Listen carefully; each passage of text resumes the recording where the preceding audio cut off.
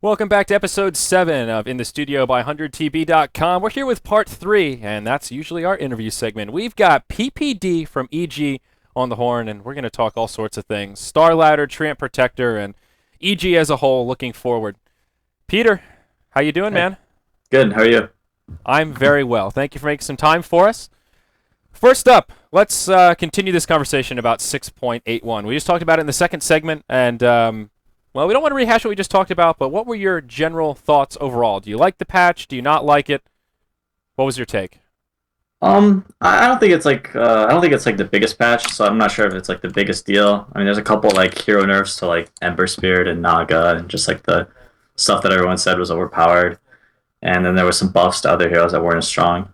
But I don't think it really changed the game too much overall. So maybe a couple more heroes will get picked a couple more times, but I'm not sure which ones are going to really be like incredibly useful and which ones are. Were there any like standout changes that you looked at and thought, oh, that's pretty cool, or maybe any of the Ags upgrades? Um, People claim the Caudal one is really good, but maybe. I mean, we'll see. I don't know. The hero has its weaknesses. Yeah. I really like I don't know how much you guys like PA, but I really like PA, and they reduced the dagger cooldown by 2 seconds, and then they increased the evasion by 10% at level 4. So it's like 50% now. 50% So evasion, yeah. that's like my favorite hero to play in pubs, so I'm excited for that. What's your go-to PA pub build? Phase boots, drums, Ring of Aquila, and then I start running at their heroes, and then I get a basher, and then sometimes BKB if I really need it. I can't tell you how happy K-Poptosis is to hear about PA build that doesn't involve Battle Fury. He talks about that very frequently, how much he loves PA and how much he hates Battle Fury. She fights so well early. Like one point in coup de grace, and she can just go fighting if she's got face boots and drum. Like, so good. Yeah, I agree. I like running and stuff with the PA. It's good. Yeah. Do you think she'll be good outside of just like, because normally when teams pick her, it's just to counter like a lot of physical damage. So if you have like a lifesteal or TA, stuff like that. But do you see her fitting in outside of that niche role, or is she still kind of limited as like a situational carry? I mean, she's still limited, of course, but I definitely think she's viable. She was probably viable before the patch. Like, people just weren't running her. Like, I think... Alliance with, would like, run her on occasion. Yeah, because like, Alliance plays Magnus all the time, so it like, really makes PA like pretty good if you have Empower. So maybe teams will start doing that combo again. Yeah. Now, was there anything in these patch notes that weren't there that you were really hoping to see now that we're well into 6.8? I was hoping for a Forge Spirit nerf, I think. Fire Invoker is by far the most skillless hero in the metagame right now. Sunstrikes, man, come on. No. Like, I mean, okay, Sunstrike to an extent, like, if you can't see them at all, but most, like, all teams are just doing it on top of, like, Disruption or a Centaur stun or Sand King stun or something, so it's like, I mean, the hero's just, I mean, it's just, once you get the one Forge Spirit, like, nobody can CS against you mid, and you just sit in your lane and form a Midas, and then you're like, oh, Necro 3, and then you just start 5-manning towers at, like, I don't know, 16 minutes or 17 minutes with Necro 3 if your game's going well. Yeah. And That's another point, I guess, to discuss is Necro 3 just didn't really get touched at all. Do you have a problem with really. I mean, I don't know. I mean, I don't have a problem with it, but... Are you happy about it? I mean, I guess I just have to start picking in Fire Invoker. Like, generally, Arteezy hated playing it, and he hates Invoker, but I guess we have to play it. Last time I saw him stream Invoker, he went Quaswex Maelstrom Rush. Oh, yeah. And, yeah. Charlie had some words for him on Twitter about that. Yeah, I think it was a match, actually. It was Quaswex, Maelstrom into BKB. Yeah, it was Not Not as very good as effective. Firevoker. Yeah. It was Little. well. You talked about 5-manning towers in 16 minutes. Do you feel like the experience changed? The fact that they're worth a lot more experience now, like kind of. Oh, are they? They are. It's like 100, 150, 200 at each level for each minion. So I mean, like but they're basically impossible to kill. Right. And if it's a team fight, there's no way you're gonna kill them. Right. And even if you do, like, if you kill them in lane, like I was playing against one last night, it gave you like 30 gold. Yeah. It's like It's not much. It's like a I had hit it like 8 times. I feel like it just means that like you don't really want to run at a tower with Necro 1s now, because if you feed them away, it's a lot of experience to the other team. But Yeah, Necro one's pretty once you bad, get to like, but- I mean, Necro 1s are bad anyway, right? And so the cost change from 1 to 3 isn't that prohibitive. Like, you see Necro 3s up pretty fast after you get the first Necro. So I don't think it's much of a change either. Yeah. Well, all right, moving forward, StarLadder. Our three hosts here were in Kiev, and they didn't have too many exciting anecdotes to share. But PPD, hopefully you can change that up for us. He went out on the town, let me tell you. He Yeah? was You have a slugging them back with the best of them. Fun time in Kiev? No, we, honestly, like probably casters as well. We were just all way too busy to really like, you know, have these stories about Kiev and the city and our experiences. I mean, it was pretty much play Dota, practice Dota, think about Dota, and sleep and eat, I guess. And I guess, that was- if you have time for it. yeah, well, I didn't have time to sleep. I don't know. I didn't sleep at all. I slept like 2 hours every night because of jet lag. It was miserable. Wow. Yeah, Kiev is pretty far away. You guys had Was that your first time going to like a major international tournament? I know you played Heroes of Newerth competitively before this. I've been to DreamHack 4 times. Okay. So is this new to you, this jet lag, or do you No, always no, have no. this problem? I had it in Sweden as well. Okay. We didn't really have terrible jet lag. Brian did. See, we're all old men I here, did. so we just, well, aside from Brian. At all. Yeah, me and Ben are old, so we fall asleep anyway. I went into a coma on day Well, 3. I don't know. I was able to sleep on the plane, but I just couldn't sleep in the hotel room for some reason. So So how was the event overall? Like compared to, I mean, obviously it's a much different scale than DreamHack, but as far as LAN tournaments go, was it pretty well run? What was your general thought on StarLadder Season 9? I was really impressed. I think they did an excellent job running the tournament. Everything went smoothly. There wasn't any like major hiccups, and yeah, I mean they treated the players very well. Like we were very comfortable the whole time, and overall, it's probably the best LAN I've been to in general. So EG took home 3rd place. Thoughts about the gameplay? What went wrong? How come EG was not going home number 1? Well, the obvious things. We had to stand in. We actually had zero practice. Not only just with E, but like with Mason or Fear, we actually haven't practiced in like months or whatever. We played our matches for like StarLadder qualifiers and Dream League, but other than that, we don't really scrim that much, or we didn't scrim very much. And then we came in with EE, who has like a totally different playstyle than the playstyle I usually put Fear and Mason in. And we did it a bit at the beginning with EE playing Podem, but like he said, it was like his first time playing Podem, but he did really well.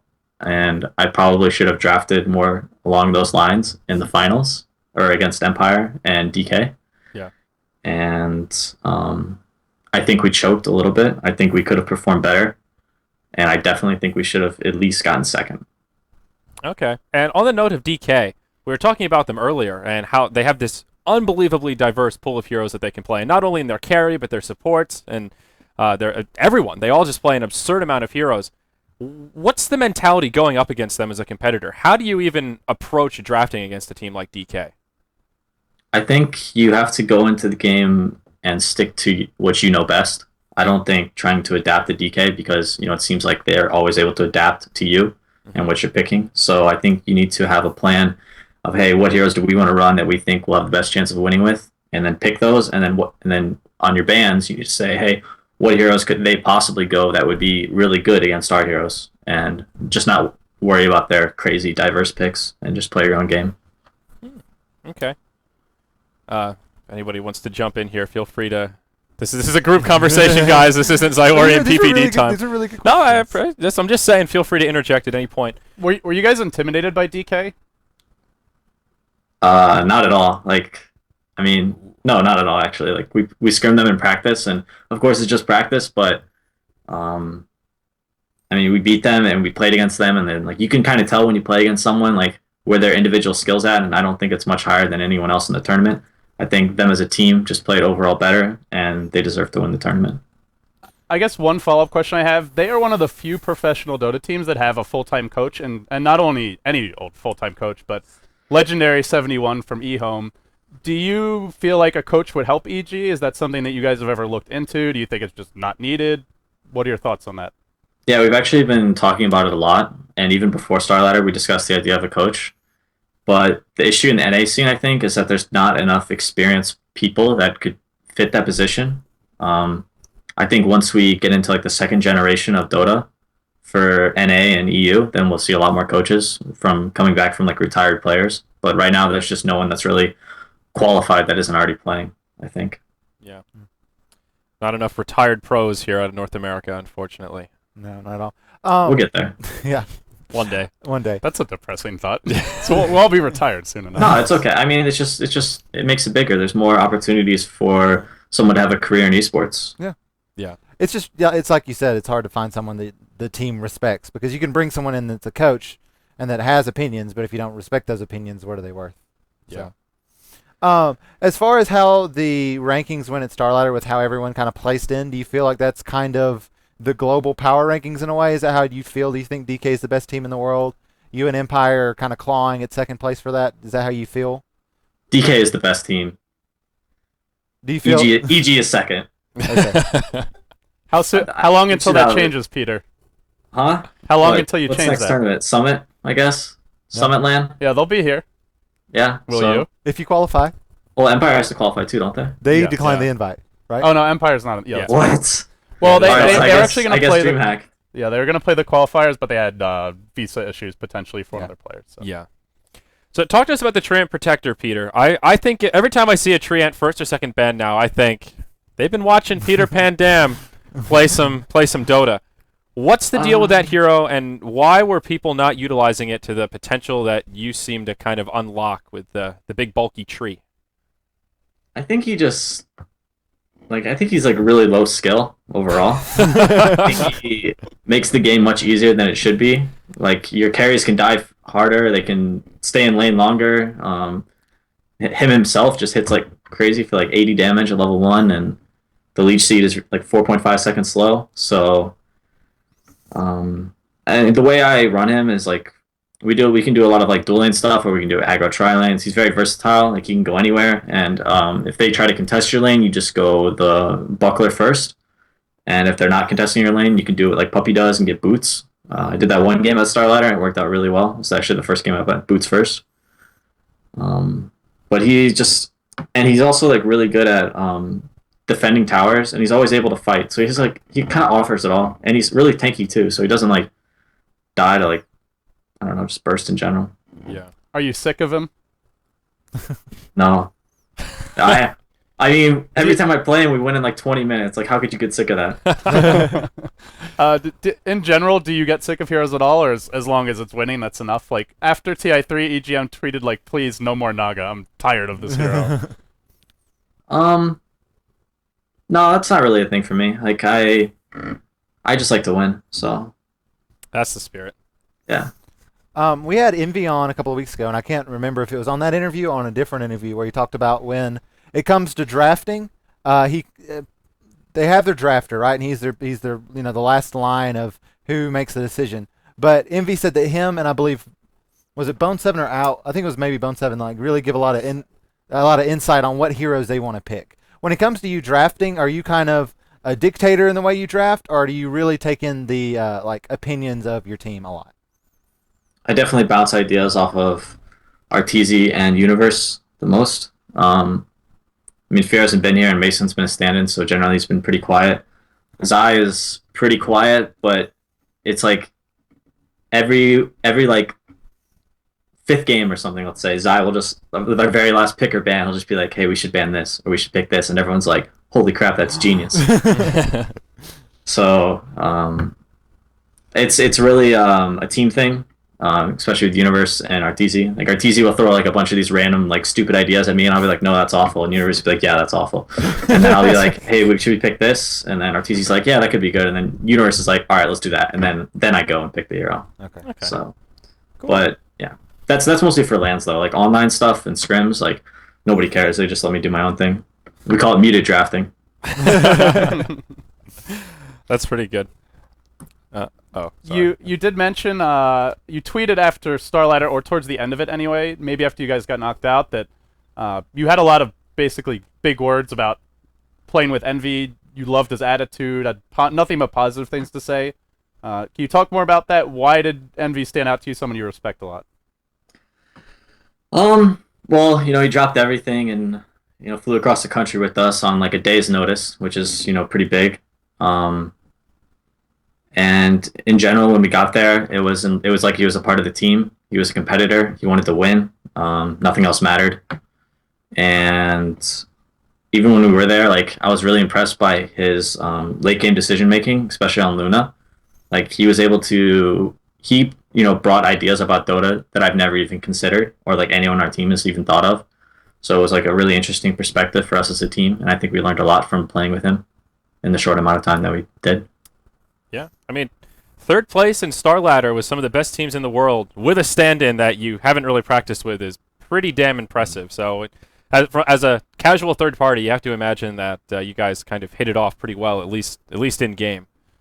Well, I think our one player is really not that like crucial to how we play our game. I think a lot of players could jump into that role and be very successful.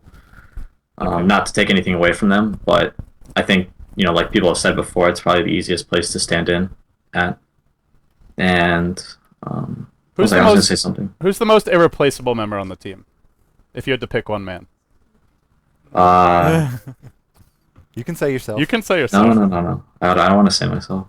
That's Do it. that's not what a leader Do does. it, Peter. That's not what a leader does. I like that. I'll go with Universe. He's our rock. He always does pretty well in the offlane, and when our TC's having a bad game, he always pulls through and brings us back. Yeah. Universe is a playmaker. He's one of those guys that constantly you see on Twitter just everyone's talking about Arteezy and PPD's tree.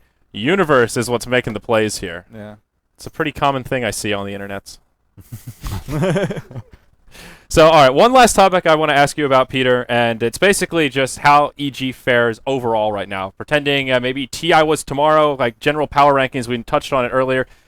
Are you guys feeling pretty good looking on TI kind of around the horizon here? Do you think you guys have like a chance for maybe like a top 3 finish, top 4, something like that? I think our team would be incredibly disappointed with anything less than a top 3 finish. I think we like the best thing that I love about our team is that we are all so confident in our abilities to succeed, and anything that isn't success is obviously considered like failure. But it's not just like oh we lost, we weren't good enough. It's like everyone would be incredibly disappointed, and we'll push ourselves to be that successful, and that's what I love about it. I think we're going to do really well. It's got some nerd chills there. Yeah. Do you think that maybe even not winning StarLadder is good for your team in a way because it kind of gives you a little more drive? Do you think if maybe you had won, you had beat DK, you go into the international as the favorites, as you probably would have if you won StarLadder? Do you think it gives you a little bit more drive, a little bit more push to perform better? Yeah, I think so. I think it made us realize how good China can be. Like we have never played against them before. I've never ever played against China, so I think it was a really good experience for us as a team, and I think that did kind of bring us back down because I think before the LAN, we were actually all really confident in winning, and I think we need to look at tournaments more by like just tournament by tournament and say, hey, what do we need to do to win this LAN or this match? And I think that tournament will help us. We talked about your team being top 3 at TI. Who do you view as like possible contender for number 2? Because I don't really see a clear number 2 or 3 out there right now, aside from you guys. I think Navi, honestly, or yeah, Navi, definitely. I feel like even though they have their issues and they're kind of like they didn't do very well, but they're still like even our one game we played against them, it was so scary. Like we were so far ahead and we almost just lost anyways. It was like the hardest game ever. Yeah. Navi is scary, especially on LAN. They're just that team that they play best when they're up against a wall, and it's been sort of tried and true as part of their game plan. Drop the first game and then just take them out 2 in a row for the end of the series. They're scary. This was the first StarLadder they didn't make a run from the losers bracket as well, which was It's the first one they actually attended and didn't win. Because the 2 StarLadders they didn't win, they either were in China for another tournament or I couldn't come. It was like 2 tournaments they couldn't even go. So it was the first time they actually went to StarLadder and not won the whole thing. So wow. Well, Empire actually went all the way from the losers bracket. Like they didn't even make it through the groups. Like they went loser bracket right away. They made it all the way through, which is really impressive. And tiring. They played a lot of Dota. A lot of Dota. But do you think that benefited Empire in a way when they came up against y'all in the losers bracket finals? The fact that they had won a couple of games and kind of had the motivation going forward and kind of a rhythm, whereas y'all had just come off a somewhat disheartening 0-2 loss to DK? I don't know. That's kind of a hard question to answer, I think. I don't know. I don't think so. I think we were still pretty level-headed about it. I think I messed up drafting big time in game 1, And then game 3, we made really poor item decisions, which cost us the game. How confident were you that you were facing IG instead of Empire in that particular round? Because We actually thought we were going to play IG. Yeah, We thought so IG too. was going to win. Yeah, I think everyone thought that IG was going to take that, and But IG was so came out weird that flat. tournament. They just They're picked really everything poor. that everyone else picked. Like they did nothing unique. Like It- I feel like Did you ever play Pokemon? yeah. They were like Ditto, you know, just like copying whatever their opponents were. It was very bizarre. I think the only thing they did unique was the farming axe. That's probably about Farming it. axe. No, that Else wasn't has- even unique because Someone didn't else run DK it. do this? Didn't DK do the same thing to them or something? DK did it versus Phoenix. That's true. Yeah, DK That's did the true. same thing versus Phoenix. Yeah, They you're did the Furion safe lane and then Dazzle Axe +1 off lane. That's right. Okay, yeah. They Nothing- just copied the same exact thing. Nothing unique. That's funny. Damn. Well, Peter, that pretty much brings us to the end here of part 3 of this episode. Again, thank you for making some time to chat with us. It's always a pleasure to hear your insight. Where can people find you? Sponsor plugs, anything you got, the floor is yours. All right, shout out to, or I guess it's you can find me on Twitter at twitter.com/ppddota. I've been streaming a lot recently. If people have been watching, it's twitch.tv/ppd, and I'm gonna have a subscriber button soon. Yay! And shout out to my sponsors: Monster, Razer, Kingston HyperX, CyberPower PC, and BenQ. Look at that. Doesn't have to look at a shirt. Yeah, I got it down now. good work. We can see it in the reflection in your glasses. Oh. All right. Always good to chat with you, Peter. But, guys, that wraps up episode 7. I almost said 17. Episode 7 of In the Studio. Not that far. Getting ahead of myself. But always a pleasure. And we'll see you guys next week. We should be on schedule to keep In the Studio flowing like normal. We may be a little busy, maybe a little exhausted. We've got a lot of Dota on the horizon between the Summit, WPC Ace, and just a lot of other tournaments sprinkled in between. And on that note, El Padrino, the finals are going on right now. A little South American Dota. Gods is casting on BTS2 as we speak at this very moment. So as we wrap up here, we encourage all of you to go over to BTS2 and check out Revenge versus Isurus in a best of 5. Some Brazilian Dota, Go watch some Smash Peruvian Sama. Dota. Yeah, Smash. It's fun Dota. It's very action packed and actually pretty decent teams as well. They're top tier South American, and I don't know what that makes them in North America. B tier, top tier. Like top 5. I Top think 5? Revenge is top 5 America. Yeah, they're looking pretty good. So that's where you guys need to head over. BTS2 right now. But for us, that's it for episode 7 of In the Studio. Thank you for joining us, and we'll see you next week for episode number 8.